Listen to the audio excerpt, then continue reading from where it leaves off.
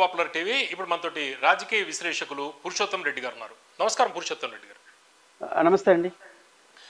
పురుషోత్తం రెడ్డి గారు, ఇప్పుడు బనకచర్ల మీద ఢిల్లీలో జరుగుతున్న సమావేశం నేపథ్యంలో ఒకసారి మనం తీసుకుంటే, బనకచర్ల విషయంలో చంద్రబాబు తోటి కూర్చుని మాట్లాడతామని చెప్పేసి తెలంగాణ సీఎం రేవంత్ రెడ్డి గారు ముందరే ప్రకటించారు.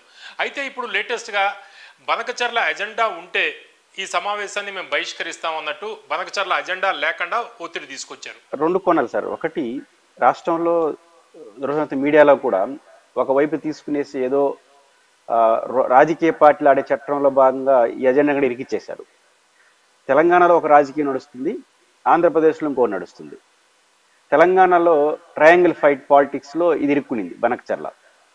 ట్రయాంగిల్ ఫైట్ అంటే ఆడ బీజేపీ, కాంగ్రెస్ అండ్ మన బీజేపీ, ఈ మూడు పార్టీలు ఎవరు తెలంగాణ ఛాంపియన్స్. తెలంగాణలో ఒక నీళ్లు నిధుల కోసం ఒక ఛాంపియన్గా ఉద్యమాలు నడిచాయి కాబట్టి దీనికి మేమే శిశలమైన ప్రతినిధులు, మేమే బాగా కొట్లాడుతున్నాం అనే యాంగిల్లో ఆడొక పీక్ స్టేజ్కి వెళ్ళింది. రెండోది, ఆంధ్రప్రదేశ్లో నిర్మాణం తలపెట్టే ప్రాజెక్ట్ని వ్యతిరేకించవచ్చు. మీ హక్కులకు లేదా మీ ప్రయోజనాలకు భంగం కలితే అజెండానే ఉంటేనే మేము మాట్లాడమంటున్నారంటే ఇది పాలిటిక్స్ అనేది చెప్తున్నారు. ఎవరు ఛాంపియన్స్ తెలంగాణ అని చెప్పడం కోసం పాలిటిక్సే. అజెండాలో ఉండొద్దని చెప్పడానికి ఎవరు? ఒకవేళ హక్కులకు లోబడి ఆ ప్రాజెక్ట్ లేదంటే దాన్ని డినై చేయండి, దాన్ని వ్యతిరేకించండి, అంతే తప్ప అది ఉంటేనే మేము చర్చించడం అంటేనే హీట్ పెంచడం. మేము చాలా గట్టిగా నిలబడ్డాం ఈ విషయంలోని.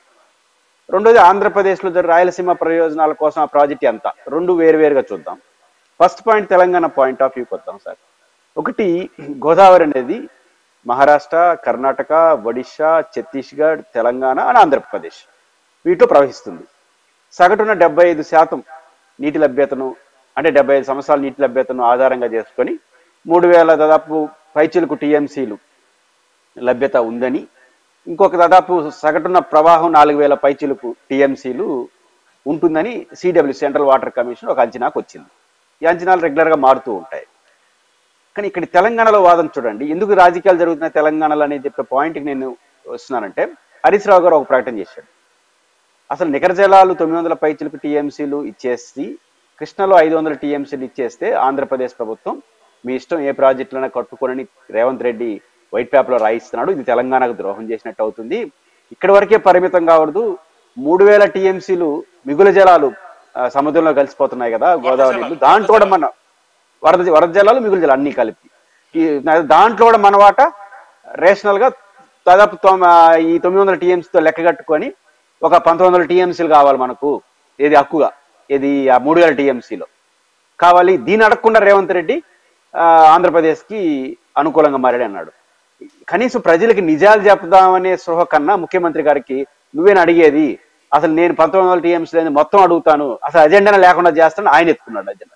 ఇక్కడ తెలంగాణ ప్రజలు మోసం చేస్తానని నేను సూటిగా స్పష్టంగా చెప్పదలుచుకున్నా. ఎందుకంటున్నానంటే మీరు ఒక్కసారి ఆలోచించండి, 3000 పైచిలకు టీఎంసీలు నికర జలాలు ఉంటాయి, అవి అందరికి పనిచేస్తుంటారుగా. ఉభయ తెలుగు రాష్ట్రాలు, ఒడిస్సా, మహారాష్ట్ర, కర్ణాటక, ఛత్తీస్ అన్నిటికీ పనిచేస్తుంటారు. లభ్యత 4000 టీఎంసీలు అంటారు. ఇది మనకు ఇప్పుడు 3000 టీఎంసీలు సముద్రంలో కలుస్తున్నాయి అంటే అధికారికంగా కేటాయించినటువంటి నికర జలాలను అన్ని రాష్ట్రాలు వాడుకోవట్లేదని అర్థం. అంతేనా?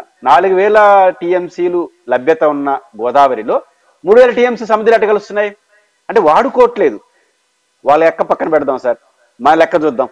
ఆంధ్రప్రదేశ్ తెలంగాణ లెక్క 1470 టీఎంసీలు ఉభయ తెలుగు రాష్ట్రాలకు హక్కుగా ఉంది. తెలంగాణకు దాదాపు 900 టీఎంసీలు పైచిలకు హక్కుగా ఉంది కదా. 900 పైచిలకు హక్కుగా ఉన్న తెలంగాణలో ఎన్ని టీఎంసీలకు నికర జలాలు ఆడుకునే ప్రాజెక్టులు ఉన్నాయి చెప్పండి. మిగులు జల సంగతి మాడు. ఆంధ్రప్రదేశ్లో దాదాపు 500 పైచిలకు టీఎంసీలు టెక్నికల్గా మన నికర జలాలు వస్తాయి గోదావరి పైన. ఒక టీఎంసీ వాడుకునేదానిక ప్రాజెక్ట్ ఉందా?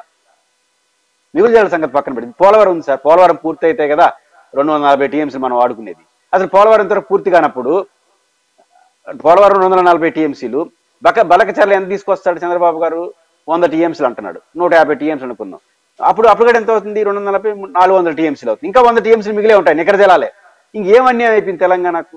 కాబట్టి ఆంధ్రప్రదేశ్లోనూ నికర జలాలు వాడుకోవట్లా, తెలంగాణలోనూ నికర జలాలు వాడుకోవట్లా, ఒడిస్సా ఛత్తీస్గఢ్లో అంటే నికర జలాలు కూడా వాడుకోకపోవడం వల్ల ఇది కలుస్తున్నాయి. అన్ని రాష్ట్రాలు నికర జలాలు మొత్తం వాడుకుంటే మిగిలేది 1000 టీఎంసీలే వరద జలాలు. ఈ 1000 టీఎంసీలు సార్ తెలంగాణ ఆంధ్రప్రదేశ్ పంచుకుంటామంటే మిగతా వాళ్ళు గమ్మున కూర్చుంటారా? గోదావరి అనేది ఇప్పుడు బచావత్ ఒక తప్పు చేశారు సార్. మిగులు జలాలు వరద జలాలు అనేది దిగువ రాష్ట్రానికి రైట్ ఉంటుంది కంప్లీట్ గా అనేది గతంలో బచావత్తు వాడుతూ. ఈ బ్రిజేష్ కుమార్ ఏం చేసినాడు, ఇంకా అది అవార్డు కాలేదు, వాళ్ళు మిగులు వరద జలాలను పనిచేసినాడు కృష్ణానది ప్రపోజల్స్ ఉన్నాయి. దీన్ని ఉమ్మడి ఆంధ్రప్రదేశ్ కోర్టులో సవాల్ చేసింది, ఇది మా హక్కులకు ఆటంకం, ఎట్ట పంచుతారని. అది ఇంకా సుప్రీంకోర్టు ఒప్పుకోలేదు. ఆడ పెండింగ్ ఉన్నానే రాబోయే మికర జలాలు లేకపోతే వరద జలాల కోసం 3000 టీఎంసీలు లెక్కటి చేస్తారు. ఒకవేళ 1000 టీఎంసీలు లెక్కట్టినా మహారాష్ట్రకి ఇవ్వాలి కదా. అదేవిధంగా ఒరిస్సా, ఛత్తీస్గఢ్, తెలంగాణ, ఆంధ్రప్రదేశ్కి ఇవ్వాలిగా ప్రొఫెషనల్గా. ఎక్కువ ఆంధ్రప్రదేశ్కి వస్తుంది. ఆ రకం తీసుకుని తెలంగాణ మిగులు జలాల్లో ఒక 100 టీఎంసీ 200 టీఎంసీ ఎక్కువ. ఈ లెక్కలు వాస్తవాలు అయినప్పుడు తెలంగాణ ప్రజలు మభ్యపెట్టి ఎవరు తెలంగాణ ఛాంపియన్స్ అని చెప్పుకోవడం చేస్తున్న ఎత్తుగడ తప్ప ఇంకోటి కాదు. నువ్వు 1900 మిగులు జలాలు అడుగుతావా రేవంత్ రెడ్డి, హరీష్ రావు గారు, నేను మొత్తం అజెండాని లేపించేస్తా అని ఆయన రాజకీయం చేసుకున్నాడు. ఎవరికి రాబోదు దీనివల్ల చెప్పండి. అంటే తెలంగాణ వాదన కూడా చాలా బలమైన వాదన. ఎటువంటి అనుమతులు లేని బనకచర్ల విషయంలో ఇప్పుడు ఎజెండాలో తీసుకురావడం ఏమిటి అనేది ఒకటి. రెండోది, అసలు నీటి లభ్యతకి సంబంధించి అసలు వరద జలాలు కావచ్చు లేకపోతే మిగులు జలాలు కావచ్చు, ఈ లభ్యతకి సంబంధించి ఇప్పటిదాకా ఎటువంటి లెక్కలు తేలకుండా ఎట్లా చంద్రబాబు చెప్తారు అనేది. ఈ రెండిట్లకి సంబంధించి ఇప్పుడు రేవంత్ రెడ్డి గారి వైఖరి విషయంలో లేకపోతే చంద్రబాబు వైఖరి విషయంలో ఇతర పార్టీలు కొన్ని అనుమానాలు కూడా వ్యక్తం చేస్తున్నారు. దీన్ని ఎట్లా మీరు చెప్తారు? మీకు ఒక పాత గమ్మత్తైన విషయం చెప్తాను. ఇప్పుడు గాలేరు నగిరి హంద్రీనివాను రాజశేఖర రెడ్డి గారు మన రామారావు గారు శంకుస్థాపన చేశాడు. ఆ తర్వాత ఆయన మారాడు. తర్వాత 10 ఏళ్ళు చంద్రబాబు గారు, 5 ఏళ్ళు కాంగ్రెస్, వీళ్ళు ఎవరు పట్టించుకోవాలి 15 ఏళ్ళు గాలేరు నగిరి హంద్రీనివా. కానీ రాజశేఖర రెడ్డి గారు వచ్చిన తర్వాత దాన్ని వేగవంతం చేసి 2-3 వేల కోట్లు 6 రోజులకు కేటాయించి బండి నడిపితే కర్ణాటక, మహారాష్ట్ర అభ్యంతరం చెప్పింది. ఏమని? హంద్రీనివా గాలేరు నగరికి మీకు నికర జలాలు లేవు కదా, ఎలా కడతారు ప్రాజెక్టు అని అభ్యంతరం చెప్తే బోర్డులు జోక్యం చేసుకుంది. రాజశేఖర రెడ్డి గారు కట్టాలనే తపన ఉంది కదా, కట్టాలనే తపను చూడండి. ఆ తపనతో ఏం చేసినాడు, మేము నికర జలాలు వాటా అడగము ఈ ప్రాజెక్టులకు, మేము మిగులు జలాలు వచ్చినప్పుడు పట్టుకుంటాము, నేను కడతాను ప్రాజెక్ట్ అని కట్టినాడు. ఎవరు ఆపలేకపోయారు? గాలేరు నగర్ అంజలి పరిగెత్తింది కదా, వచ్చాయి. వాటన్నిటికీ నికర జలాలు లేవు. ఎందుకు? ఇప్పుడు అదే ఆ రోజు ఆ ఛాలెంజ్ గా ఆయన తీసుకున్నాడు కాబట్టి ఈరోజు గాలేరు నగిరి హంద్రీనివా రేపు మిగులు జలాల వాటాలు పంచే మొదలెట్టారుగా. అదొక ప్రాజెక్టుగా. అంటే ఈ రోజు కూడా ఆంధ్రప్రదేశ్ ప్రభుత్వం కేంద్ర ప్రభుత్వానికి ప్రతిపాదన ఎందుకు పంపించి, కేంద్ర ప్రభుత్వానికి 80,000 కోట్లు అవుతుంది మీ వాటా ఏదో ఇమ్మని. జాతీయ నదుల అనుసంధానం ఉంది కదా, దాంట్లో డబ్బుల కోసం వేసిన ఎత్తుగడిది. ఇప్పుడు చంద్రబాబు గారు ఆ ఎత్తుగడ వదిలేసి మీకు బనకచర్ల అంటే ఏంటి, పోలవరం నుంచి కుడి కాలువ ద్వారా కృష్ణా డెల్టా దాటుకొని ఇట్లా నీళ్లు తీసుకొస్తూ రాయలసీమలో ఉన్నటువంటి బనకచర్ల దగ్గర పోయాలి, అంతే కదా. మీకు పోలవరం కుడి కాలువ అయితే కడుతున్నారు కదా, పోలవరం ప్రాజెక్టుకి అనుమతి ఉంది కదా. పోలవరం ప్రాజెక్టుకి అనుమతి ఉన్నప్పుడు కుడి కాలువ, ఆ కుడి కాలువను కట్టుకుంటా చిత్తూరు జిల్లా వరకు తవ్వుకుంటా వస్తే ఎవడు ఏం చేయగలడు? మా ఇష్టం, నేను ఆంధ్రప్రదేశ్ అంతా కాలువలు తవ్వుకుంటానండి, ఆంధ్రప్రదేశ్ అంతా కాలువలు తవ్వుకుంటా, వర్షాలు వచ్చినప్పుడు దాంట్లో నీళ్లు దింపుకుంటా చేపలు పట్టుకుంటా అంటే ఎవడేం చేస్తాడు? ఇది కట్టాలంటే కదా సమస్య. కేంద్ర ప్రభుత్వానికి ఎప్పుడైతే లెటర్ పెట్టారో దానికి వాళ్ళు ఆమోదం చెప్తే డబ్బులు వస్తాయని చంద్రబాబు గారు ఆశ. డబ్బుల సంగతి మనం తెలుసుకుందాం, పని ప్రారంభిద్దాం అంటే ఎవడేం అభ్యంతరం చెప్పలేడు. ఆంధ్రప్రదేశ్ కాలువ తవ్వుకుంటూ నిన్ను కూడా ఉంటాడు. ఇప్పుడు ఉదాహరణ కాళేశ్వరం ఉంది, కాళేశ్వరానికి అన్ని అనుమతులు ఉన్నాయా? ఆంధ్రప్రదేశ్ ప్రభుత్వం అభ్యంతరం పెట్టలేదు కాబట్టి ఓకే, కానీ కాళేశ్వరంకి అనుమతులు ఎవడిచ్చాడు? ఏం లేవు. కాబట్టి ఇట్లాంటి చాలా ఉన్నాయి. కాబట్టి ఇది పరిష్కారం కాదు. ఇప్పుడు పోలవరం ఎట్ట కట్టారు? వారు అంటున్నారు కదా తెలంగాణ వాళ్ళు 240, ఇప్పుడు ఆంధ్రాకి తెలంగాణకి నికర జలాల విషయం, మిగులు జలాల విషయం వాటా తేలకుండా ఎట్ట ముందుకు వెళ్తారు బనకచర్ల అంటున్నారు కదా. పోలవరం ఎట్ట కడుతున్నారు? పోలవరం 200 టీఎంసీలు కదా, కుడి కాలువ 120 టీఎంసీలు, ఎడమ కాలువ పురుషోత్తంపట్నం 120 టీఎంసీ, మొత్తం 360 టీఎంసీలు, 240 టీఎంసీలు, 240 టీఎంసీల వాటర్ కాను ఈరోజు ఏ బేసిక్ కడతాను పోలవరం? తేలేదు కదా ఇంకా. మళ్ళీ పోలవరం గారు గోదావరి పైన ఉంది కదా, ఎట్ట కడుతున్నారు? ఇప్పుడు 40 టీఎంసీలు కుడి కాలువ ద్వారా పట్టిసీమ అనేది, కుడి కాలువనే పట్టిసీమని పేరు మార్చాడు ఆయన. దాంట్లో 40 టీఎంసీ అంటే లిఫ్ట్ చేసుకుంటారు కదా, ఎట్లా ఏ హక్కుతో కోసుకున్నారు? 40 టీఎంసీలు ఎక్కడ హక్కు ఉంది? ఇట్లా మాట్లాడుకుంటూ పోతే ఏం పరిష్కారం? కాబట్టి ప్రభుత్వాలు అనుకుంటే కట్టచ్చు. కేవలం మైండ్ గేము, పొలిటికల్ గేమ్ తెలంగాణలో ఆడుతున్నారు. నువ్వు ఎక్కువ అంటే ఆంధ్రప్రదేశ్లో కడుతున్న పోలవరాన్ని ఎంత ఎక్కువ వ్యతిరేకిస్తే వాళ్ళు తెలంగాణకు అంత ఛాంపియన్ దారులు. తెలంగాణలో ప్రాజెక్టులు కట్టి ఛాంపియన్ చేయాలనుకోలే వాళ్ళు. తెలంగాణలో ప్రాజెక్టులు కట్టి తెలంగాణ ప్రజలకు ఛాంపియన్ అవుదామా? ఆంధ్రప్రదేశ్లో ప్రాజెక్టులు వ్యతిరేకించే పేరుతో కట్టని ప్రాజెక్టు సాధ్యం కాని ప్రాజెక్టు, అది కూడా చెప్తున్నా. బనకచర్ల కట్టేది లేదు, పోయేది లేదు. దానికోసం దాన్ని వ్యతిరేకించే పేరుతో తెలంగాణ ఛాంపియన్ అవ్వదు. చాలా సులభం కదా, మాటలే కదా, డిబేట్లే కదా. పురుషోత్తం రెడ్డి గారు, ఇందులో బీజేపీ రోల్ ఏంటి ఈ ఓవరాల్ గా? ఎందుకంటే ఇప్పుడు కూటమిలో టీడీపీ బీజేపీ తోటి కలిసి ఉంది, ఏపీలో కూటమిగా కలిసి వెళ్తున్నారు వీళ్ళు. అయితే ఇప్పుడు గోదావరి బోర్డు విషయంలో కావచ్చు, లేకపోతే కృష్ణా బోర్డు విషయంలో కావచ్చు, సిడబ్ల్యూసి పర్మిషన్స్ కావచ్చు, అపెక్స్ కమిటీ పర్మిషన్ కావచ్చు, ఇతర రాష్ట్రాల సంప్రదింపులు కావచ్చు, ఇవి ఏమీ లేకుండా బనకచర్ల అనౌన్స్మెంట్ చేయడం, బనకచర్ల విషయంలో చంద్రబాబు ప్రభుత్వం నిర్ణయం తీసుకోవడం, ఏ ధైర్యంతో వెళ్తున్నారని భావించాలి మనం? చంద్రబాబు నాయుడు గారి ధైర్యం ప్రాజెక్టు కట్టి వచ్చేస్తుందనే ధైర్యం కాదు. ఆయనకు ఒకటే ఒక ఆశ, ఈ ప్రాజెక్టు కానీ కేంద్ర ప్రభుత్వం అంగీకరిస్తే కొంత నిధులు జాతీయ నదుల సాధన ఎట్లా మీరు ఆలోచిస్తున్నారు కదా, దాంట్లో పార్ట్ అండ్ పార్ట్గా ఎంత ఇస్తే అంత ఉపయోగం. రెండోది, టెక్నికల్ గా కేంద్ర ప్రభుత్వం పర్మిషన్ చేస్తే అప్పులకు వెళ్ళడానికి కూడా అవకాశం ఉంటుంది. కాబట్టి ఈ ఒక్క ఆశతోనే ఆయన వెళ్తున్నాడు. ఇది ఎట్లా జరిగేది కాదు కదా. పాయింట్ ఏంటంటే 80,000 కోట్లు అది రాయలసీమకు ఎట్లా అనేది ఇంకొక ప్రశ్న కింద వస్తాను. నా పాయింట్ ఏంటి, తెలంగాణ వాళ్ళు ఎందుకు ఇక్కడ బీజేపీ రోల్ ఏమని అడుగుతున్నారు కాబట్టి, బీజేపీ ఆంధ్రప్రదేశ్ లో టెక్నికల్ గా మిత్రపక్షం తెలుగుదేశం గారి. కాబట్టి అక్కడ తెలంగాణలో ట్రయాంగిల్ ఫైట్ లో బీజేపీ కూడా ఫోర్స్ గా ముందుకు వస్తా ఉంది. ఇప్పుడు బీఆర్ఎస్ ఏం ఆలోచిస్తుంది, రేవంత్ రెడ్డికి చంద్రబాబు గారికి మంచి సాన్నిహిత్యం ఉంది. చంద్రబాబు నాయుడు గారు ఆంధ్రప్రదేశ్ లో బీజేపీతో మిత్రపక్షం, ఆయన మిత్రపక్షం, ఈయన స్నేహం, కాబట్టి అందరూ తెలంగాణకు అన్యాయం చేస్తున్నారు అని మైండ్ గేమ్ ఆడడం, వాళ్ళిద్దరిని ఒక ఘాట్లో కట్టారనేది బీఆర్ఎస్ కోరిక. అదేవిధంగా కాంగ్రెస్ ఏమనుకుంటుంది, అసలు ఆల్రెడీ బీఆర్ఎస్ బీజేపీతో చాలా సన్నిహితంగా ఉంది, మేము ఇంకా బాగా ఫైట్ చేస్తాం అని చెప్పి ఈయన ఫైట్ చేసే పేరుతో వాళ్ళిద్దరు, అంటే మైండ్ గేమ్, అంటే బీజేపీని దోషిగా నిలబెట్టి బీజేపీతో వీళ్ళున్నారు, ఎవరు బీజేపీతో కాంగ్రెస్ ఉన్నారని బీఆర్ఎస్ అంటుంది, బీఆర్ఎస్ ఉందని కాంగ్రెస్ అంటుంది. కాబట్టి బీజేపీని ఇరికించడం, వాళ్ళు వ్యతిరేకిస్తే ఒక సమస్య, అనుకూలిస్తే ఒక. అందువల్ల బీజేపీ కూడా ఏం చేసింది, తెలంగాణలో ఫోర్స్గా ముందుకు వస్తుంది. ఆంధ్రప్రదేశ్లో మాకు రాయలసీమ వాళ్ళకి ఈ ప్రాజెక్టుల పట్ల ఆసక్తి లేదు, కాబట్టి ఆంధ్రప్రదేశ్లో దాన్ని వ్యతిరేకించినా అంగీకరించినా పోయేదేమీ లేదు, కాబట్టి దాన్ని నిరాకరిస్తూ ఒక నిర్ణయం తీసుకున్నారు కేంద్ర ప్రభుత్వం. వాళ్ళు ఒక గేమ్ వాళ్ళు ఆడుతున్నారు. ఇది ట్రయాంగిల్ ఫైట్స్ గేమ్ తప్ప నిజంగా ప్రజల గేమ్ అయితే కాదు. అంటే పురుషోత్తం రెడ్డి గారు, బీజేపీ విషయం సంబంధించి అంటే ఒక స్టాండ్ ఏం కనిపిస్తుందండి మనకి, ఈ నదుల అనుసంధానానికి సంబంధించి task force committee ex chairman Vediri Sriram నిన్న మాట్లాడుతూ ఆయన, ఈ గోదావరి కావేరి ప్రాజెక్టు చేపడితే 90% కేంద్రమే దీన్ని ఈ ఖర్చు అంతా కూడా తీసుకుంటుంది, 90% ఖర్చు కూడా రాష్ట్రాలకు ఖర్చు తగ్గుతుంది అనేది ఒకటి. రెండోది, బనకచర్ల విషయంలో దాదాపు 1,00,000 కోట్లు ఆంధ్రప్రదేశ్కి ఖర్చు అవుతుంది, 53,000 ఎకరాలు సేకరించాలి. ఇప్పుడు ఈ ఓవరాల్గా గోదావరి కావేరి టేకప్ చేస్తే కేవలం 40,000 ఎకరాలు 50,000 కోట్లతో కంప్లీట్ అవుతుంది, రాష్ట్రాల మీద భారం ఉండదు అనేది ఒక అంశాన్ని తెర మీదకి తీసుకొస్తున్నారు, ఒక వాదాన్ని. ఈ గోదావరి కావేరి ద్వారా ఏంటి బీజేపీ ఏం చెప్పదలుచుకుంది?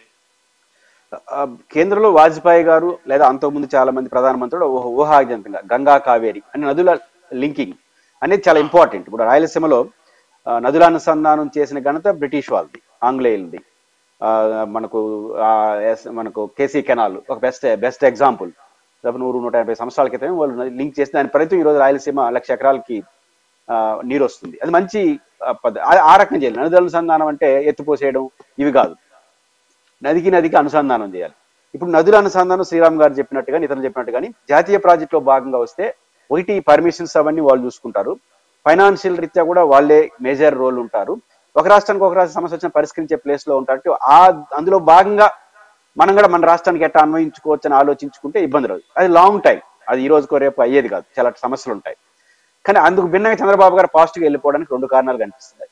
ఒక కారణం ఏంటంటే, ఒకటి రాష్ట్రంలో ఆంధ్రప్రదేశ్లో మీరు దగ్గరగా పరిశీలించుంటే అమరావతి అనేది ఒక వేగంగా ప్రాజెక్టు, ఒక 40-50 కోట్లు అప్పు తెచ్చైనా చేసే ప్రయత్నం. పోలవరం ప్రాజెక్టు ఒక 30,000 కోట్లు అని ముందుకెళ్లే ప్రయత్నం జరుగుతుంది. అంటే 80,000-90,000 కోట్ల దాకా కనిపిస్తుంది అక్కడ. మా రాయలసీమ నుంచి ఏం వాదన వస్తుంది, మొదటి నుంచి ఏ ముఖ్యమంత్రి వచ్చినా మా ప్రాంతం వాడైనా కూడా మా ప్రాంతానికి ఏం చేయడు, అన్ని ఇతర ప్రాంతాలకు చేస్తాడు, మొదటి నుంచి మా ఏడు మాకు. కాబట్టి ఇప్పుడు ఏమవుతుంది, వాళ్ళకి అంతా కలుపుకుంటే 80,000 కోట్లు, రాయలసీమకు 1,00,000 కోట్లు ఒక పెద్ద భగీరథ ప్రయత్నం చేస్తున్నామని రోజు మాకు 40-60 ఏళ్ళుగా భగీరథ ప్రయత్నాలే నిరంతరం. రాయలసీమకి ఎప్పుడు పోయినా కానీ ఎప్పుడు నీళ్లు ఉండవు, ఎప్పుడు పరిష్కారం కావు. కాబట్టి ఇది ఒక ఎత్తుగడగా నాకు కనిపిస్తోంది. ఎందుకు కావేరీ ద్వారా తెలంగాణకి రాయలసీమకి, తెలంగాణ రాష్ట్రం రాయలసీమ ప్రాంతం ఈ 2 ప్రాంతాలకి కూడా లాభం చేకూరుతుంది అనేది వాళ్ళ వాదన.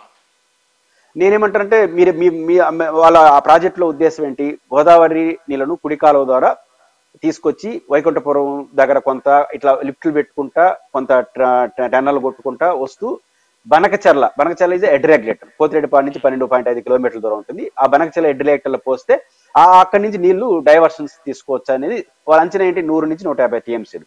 కాస్ట్ 80,000 కోట్లు ఈ రోజు అంచనా. అదో గ్రౌండ్ అయ్యేసరికి ఎన్ని అవుతుందో తెలియదు. ఈ రోజుకి 80,000 కోట్లు. 2 సంవత్సరానికి 10,000 కోట్ల రూపాయలు పవర్ ఎత్తు, దాదాపు 6-7 ఎత్తిపోతలు ఉన్నాయి, భారీ ఎత్తిపోతలు ఉన్నాయి. దీనికి ఒక 10,000 కోట్లు ప్రతి ఇయర్ అవుతుంది. ప్రయోజనం 150 టీఎంసీలు వచ్చేసే అనుకుందాం. అన్నింటినీ డబ్బులు వచ్చేసినాయి, అప్పులు వచ్చేసినాయి, అన్ని వచ్చేసినాయి. ప్రయోజనం 150 టీఎంసీలు. మా పాయింట్ ఏంటంటే రాయలసీమ యాంగిల్లో సీరియస్ గా మేము బాధపడుతుంది ఏంటంటే రాయలసీమ కోసం 150 కోట్లు ఇది చేస్తున్నారు కదా. ఏ పేరుతో చేస్తున్నారు? రాయలసీమలో కృష్ణలో నీళ్లు అయిపోయినాయి కాబట్టి విధిలేని పరిస్థితిలో చేస్తున్నాం అనే మాట అంటారు. అది విధిలేని పరిస్థితి అనే మాట అభ్యంతరకరం. ఎందుకు అంటున్నానంటే మా రాయలసీమ ప్రాంతంలో కృష్ణ గురించి మాట్లాడుతున్నారు, తుంగభద్ర గురించి ఎందుకు మాట్లాడరు? తుంగభద్ర నీళ్లను రాయలసీమలో పుష్కలంగా నీళ్ళు వస్తున్నాయి. ప్రీవియస్ ఇయర్ లో 630 టీఎంసీలు వచ్చాయండి ఓన్లీ తుంగభద్రలో. యాజ్ పర్ బచావత్ 32 టీఎంసీలు కృష్ణలో కలపాలి సిద్ధేశ్వరం దగ్గర. అంటే నిజంగా మేము అంటే రాయలసీమలో 600 టీఎంసీలు వాడుకోవచ్చు. ఎప్పుడు కూడా 150-200 టీఎంసీలు తక్కువ రావట్లేదు తుంగభద్రలో. ఎప్పుడు కూడా 150 టీఎంసీలు మేము వాడుకోవచ్చు, హక్కుతో వాడుకోవచ్చు. మాకు తుంగభద్ర మీద 113 టీఎంసీలు హక్కుతో వాటర్ ఉంది, నికర జలాలు వాటర్ ఉంది. రాయలసీమకు హక్కుతో ఉండేది తుంగభద్ర పైన. గుండ్రేవల మీరు ఇనుంటారు, కర్నూలు దగ్గర గుండ్రేవల ఉంది. గుండ్రేవల కెపాసిటీ 35 టీఎంసీలు అండి, 1.5 టైం 35 టీఎంసీలు. నికర జలాలు ఉన్నాయి, కేటాయింపులు ఉన్నాయి, అన్ని అనుమతులు ఉన్నాయి. గుండ్రేవలకు 7,000 కోట్లతో అయిపోతుంది. గ్రావిటీ ఫోర్స్ తో నీళ్ళు వస్తాయి. 35 టీఎంసీలు 7,000 కోట్లు గ్రావిటీ ఫోర్స్ అంటున్నాను. 2 సిద్ధేశ్వరం మీకు తెలుసు, ఎప్పటి నుంచో మా ఆకాంక్ష. ఇప్పుడు నేషనల్ హైవే వస్తుంది కేంద్ర ప్రభుత్వం, దాంట్లో వాళ్ళు తీగల వంతెన హైదరాబాద్ లో ఉంది కదా, అట్లాంటి తీగల వంతెన కేబుల్ బ్రిడ్జ్ లాగా చేయాలనుకుంటున్నారు. ఆ మధ్యలో మేమే అభ్యంతరం చెప్తున్నాం, దాన్ని అలుగ్గా మార్చేయండి, ప్రకాశం బ్యారేజ్ లాగా కాకుండా అలుగ్గా మార్చేస్తే 50 టీఎంసీలు అవుతాయి. అప్పుడు కేంద్ర ప్రభుత్వ ప్రాజెక్టే కాబట్టి రాష్ట్ర ప్రభుత్వానికి రూపాయి ఖర్చు కాదు. ఆ రకంగా 50 టీఎంసీలు, అది కూడా గ్రావిటీ ఫోర్స్ తో తీసుకోవచ్చు. 3వది రాయలసీమ ఎత్తిపోతల పథకం, జగన్మోహన్ రెడ్డి గారు బుచ్చిమర్రి ఒక పథకం ఉంది. ఇది వరదలు వచ్చినప్పుడు ఫాస్ట్ గా లిఫ్ట్ చేసి బనకచర్ల పోతిరెడ్డిపాడికి మధ్యలో SRBC పాయింట్ ఉంది, ఆ పాయింట్ లో పోసేస్తారు 100 టీఎంసీలు వరదలు వచ్చినప్పుడు. ఎంత? ఇది ఒక 7,000 కోట్లు, అదొక 7,000 15,000 కోట్ల రూపాయలతో దాదాపు 200 టీఎంసీల నీళ్లు రాయలసీమలో తీసుకోవడానికి కనిపిస్తున్నాయి. 15,000 కోట్లతో 200 టీఎంసీలు, 10,000 కోట్ల రూపాయలతో 100 టీఎంసీలు నికర జలాలు కాదు, గ్రావిటీ ఫోర్స్ తో తీసుకునే వెసులుబాటు రాయలసీమలో ఉన్నప్పుడు దీని జోలికి వెళ్లకుండా 1,00,000 కోట్లతో తీసుకొస్తాని అంటున్నారంటే మేము ఎట్లా అర్థం చేసుకోవాలి? అంటే నెక్స్ట్ ఇయర్ తమిళనాడు ఎలక్షన్స్ కూడా ఉన్నాయి. దానికి గోదావరి కావేరి ఈ ప్రాజెక్ట్ కి ఏదైనా లింక్ ఉందంటారా? నిజంగా తమిళనాడులో బీజేపీ చాలా సీరియస్ ప్లాన్ లో ఉంది. ఏఐడిఎంతో పొత్తు పెట్టుకుని మీద విజయ్ గారితో కూడా అవగాహనకు వస్తారంటున్నారు. ఒక సీరియస్ ట్రయల్స్ లో వస్తున్నారు, చాలా ప్రయోగాలు చేస్తున్నారు. ఆ ప్రయోగాలు ఖచ్చితంగా తమిళనాడులో ఎప్పటి నుంచో కోరిక ఉంది కావేరీ వాటర్ కలిపితే. ఇప్పుడు కర్ణాటక వాళ్ళు ప్రతిసారి 5 టీఎంసీలు సుప్రీంకోర్టు ఇమ్మన్నాడు, మేము ఇంబో అన్నాడు. మన సిద్ధరామయ్య గారు ఒకసారి లాస్ట్ ప్రీవియస్ లో ఏకంగా అసెంబ్లీలో తీర్మానం చేశారు, సుప్రీంకోర్టు చెప్పినా మేము వినమని. సెంటిమెంట్ అట్లే ఉంటుంది. కర్ణాటకకి తమిళనాడుకి నీటి సమస్య ఉంది, ముఖ్యంగా చెన్నై మహానగరానికి నీటి సమస్య ఉంది. సో మనం కృష్ణ నుంచి 15 టీఎంసీలు ఎంతో ఇస్తున్నాం కాబట్టి వాళ్ళకి తమిళనాడుకి ఇది చాలా గ్లామరస్ గా ఉంటుంది. అందువల్ల దీన్ని కూడా ఒక అనౌన్స్మెంట్ చేసి అయిపోకపోయినా అనౌన్స్ చేసే కార్యాచరణకు పోతే తమిళనాడు రాజకీయాల్లో అదొక ఫ్లెక్సింగ్ గా ఉంటుంది. కాబట్టి బీజేపీ దాన్ని సీరియస్ గా ఉంటుంది. మనం కూడా దాన్ని నడిపినాం అనుకోండి, శ్రీరామ్ గారు చెప్పిన నేషనల్ ప్రాజెక్ట్ గా తీసుకునే క్రమంలో అక్కడెక్కడ ఇంకొక పాయింట్ నుంచి మనం కూడా తీసుకునే ప్రయత్నం చేయొచ్చు. ఇప్పుడు గోదావరి పైన నేషనల్ ప్రాజెక్ట్ లో భాగంగా 500 టీఎంసీలు ఆల్రెడీ మనకు హక్కుగా ఉంది. దాన్ని ఏ పాయింట్ నుంచైనా మేము తీసుకుంటాం. పోలవరం నుంచి 240 టీఎంసీలు, ఇంకో వైకుంఠపురం అక్కడి నుంచి ఇంకొక నేషనల్ హైవే పోతా ఉంటుంది నేషనల్ ప్రాజెక్టు, ఇంకో పాయింట్ నుంచి మేము తీసుకుంటామంటే మనకు చాలా తక్కువ ఖర్చుతో అయిపోతుంది. అప్పుడు తీసుకోండి రాయలసీమకు. అప్పటి వరకు రాయలసీమలో ఉన్న గుండ్రేవల, సిద్ధేశ్వరం, ఈ రాయలసీమ ఎత్తిపోతల లాంటిది ఫినిష్ చేయండి అనేది మేము చెప్తాం. ఓకే.